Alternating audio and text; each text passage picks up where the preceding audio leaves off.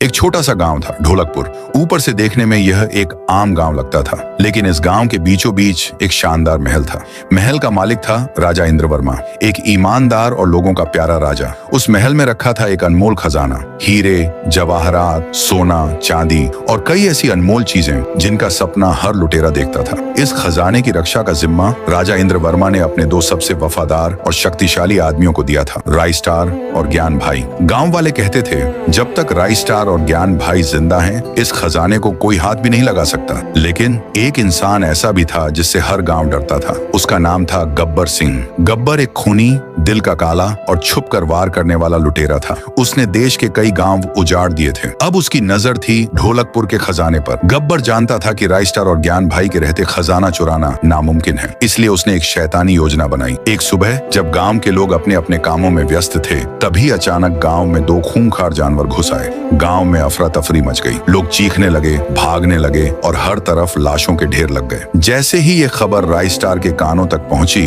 उसने तुरंत अब ज्ञान भाई से कहा, तू खजाने और महाराज का ध्यान रख, मैं जाकर देखता हूँ क्या हो रहा है। राइस्टार को पता नहीं था, यही तो गब्बर चाहता था। जैसे ही राइस्टार महल से निकला, गब्बर सिंह और उसके आदमी तूफान की तरह महल पर टूट पड़े। गब्बर ने पहले महल के सिपाहियों को कत्ल कर दिया, फिर वह पहुंचा खजाने वाले कमरे में। सोना, मोती, हीरे सब उसकी आंखों में चमक रहे थे। गब्बर के चेहरे पर एक शैतानी मुस्कान आ गई, लेकिन उसके रास्ते में आ गए ज्ञान भाई और राजा इंद्रवर्मा। गब्बर गरजा, हट जाओ मेरे रास्ते से, वरना तुम दोनों यहीं मारे जाओगे। राजा जी ने तेज नजरों से कहा, अगर तुझे खजाना चाहिए तो तुझे हमारे लाशों के ऊपर से जाना होगा। गब्बर का खून खौल उठा। उसने अपनी दोनों बंदूकें निकाली। राजा इंद्रवर्मा और ज्ञान भाई जमीन पर गिर गए। गब्बर ने अपने आदमियों के साथ सारा खजाना गाड़ियों में भरा और वहां से भाग गया। उसी समय राइस्टार वापस महल की तरफ आ रहा था। रास्ते में उसने देखा तीन बड़ी बड़ी गाड़ियां तेज रफ्तार में महल से दूर जा रही थीं। राइस्टार का दिल बेचैन हो गया। महल में कदम रखते ही उसकी आंखों के सामने एक खूनी मंजर था। खून, लाशें, मरे हुए लोग और एक कोने में अपने आखिरी सांस लेते हुए ज्ञान भाई और राजा इंद्रवर्मा। राइस्टार ने पूछा, ये किसने किया? ज्ञान भाई ने बड़ी मुश्किल से कहा, गब्बर सिंह। और उनकी आंखें बंद हो गईं। राइस्टार का दिल आग बन गया। उसने जमीन पर हाथ मारा और गरज कर बोला,